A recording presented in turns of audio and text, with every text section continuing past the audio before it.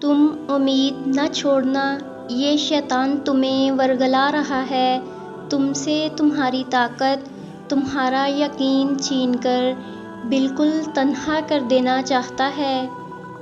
تم سجدے نہ چھوڑنا، تم تہجد میں آنسو بہانا مت چھوڑنا، تم سب پالو گے۔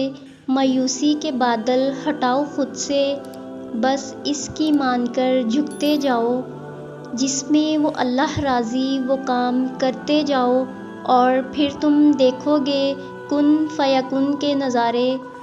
اس رب کی محبت کی ایک خاص بات پتہ ہے کیا ہے؟ اس کی محبت اور چاہت میں آ کر اپنی چاہت انسان کے لیے ضروری ہی نہیں رہتی۔ اس کی چاہت کے بعد ہر چیز اضافی لگنے لگتی ہے، بس پھر وہی ضروری ہو جاتا ہے۔ اور اس رب کی محبت کا عالم تو یہ ہے کہ جب انسان مکمل اس کا ہو جاتا ہے، تب وہ ہمیں ہماری ہی چاہت عطا کر دیتا ہے۔ تم تھک مت جانا، اللہ تمہارے ساتھ ہے، اللہ تمہارے برداشت کی طاقت کو نہیں آزماتا، وہ تمہارے ایمان کا امتحان لیتا ہے، اور وہ اللہ انہی کو چن لیتا ہے جن کو اپنا دوست بنانا چاہتا ہے۔ اللہ کو تمہاری برداشت کی حد معلوم ہے، اور اللہ کبھی تمہیں اس حد سے زیادہ غم نہیں دے گا۔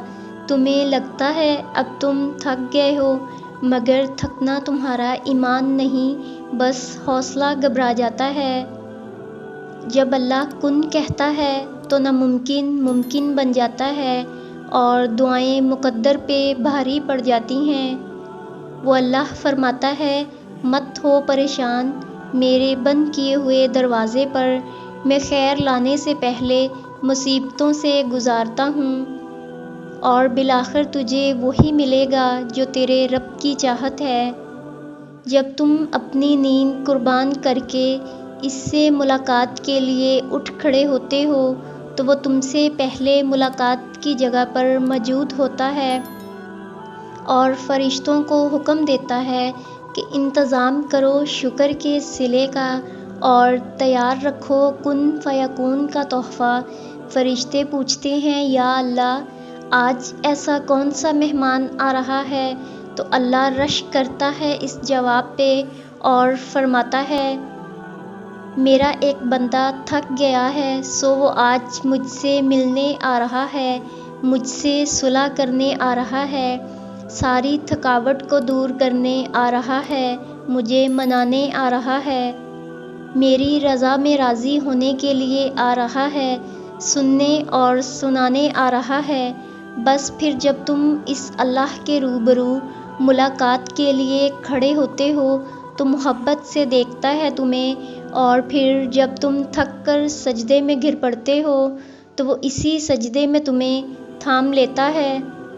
یوں ساری تھکاوٹ اتر جاتی ہے، اللہ سے صلح ہو جاتی ہے، اور جو مانگا گیا ہوتا ہے اس سے نواز دیا جاتا ہے۔ تو یہ عشق ہے، اور جس کو عشق اللہ تک لے جائے اسے کوئی تھکا نہیں سکتا، بس وہ مان جاتا ہے، اور جب وہ اللہ مان جاتا ہے۔ مانگنے کا حق اس نے تمہیں دیا ہے، جب اس نے سورہ ال عمران میں فرما دیا کہ دعا پہاڑوں کو بھی ان کی جگہ سے سرکا سکتی ہے، تو قبولیت کا شک تو بنتا ہی نہیں۔ اللہ نے مقدر لکھنے کا اختیار تمہیں دیا ہے کہ چاہو تو دعا کا تسلسل بڑھا دو، اور چاہو تو مایوس بیٹھ جاؤ، چاہو تو سجدوں کو طویل کر لو، اور چاہو تو تھک کر رک جاؤ۔ مت بھولو کہ تمہارا کام صرف التجا کرنا ہے، تدبیریں تو وہ خود نکالتا ہے۔ جس کا ملنا دعا سے بھی ممکن نہیں ہوتا، وہ چیزیں تہجد میں مل جاتی ہیں۔ پھر جب تم اس کو دن کے اجالوں میں ڈھونڈ نہیں پاتے تو وہ تمہیں اندھیروں سے نواز دیتا ہے کہ چلے آؤ میری جانب، میں منتظر ہوں تمہاری واپسی کا، تمہاری آواز کا، تمہاری دعا کا، تمہاری غرض کا۔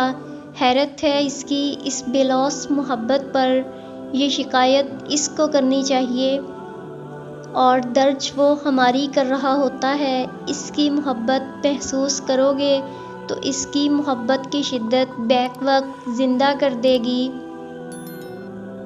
اگر تمہاری دعائیں رد ہونی ہوتی تو تمہیں تہجد تک لایا ہی نہ جاتا۔ تمہارا تہجد تک آنا بھی ایک معجزہ ہے۔ تمہیں وہ سب مل جائے گا جو تم چاہتے ہو۔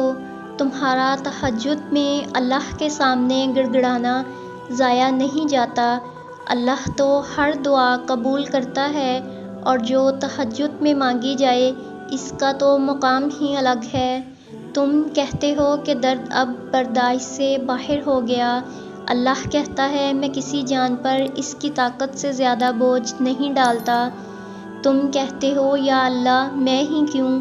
وہ کہتا ہے میں تم سے محبت کرتا ہوں، اور میں جن سے محبت کرتا ہوں انہی کو آزمائش میں ڈالتا ہوں۔ ہم امید کرتے ہیں آپ کو ہماری یہ تحریر ضرور پسند آئی ہوگی۔ مزید اچھی تحریروں کے لیے اور میری حوصلہ افزائی کے لیے میرے چینل کو سبسکرائب کریں اور ویڈیو کو لائک کریں۔ یہ آپ کی طرف سے میری حوصلہ افزائی اور انعام ہوگا۔ ویڈیو دیکھنے کا بہت شکریہ۔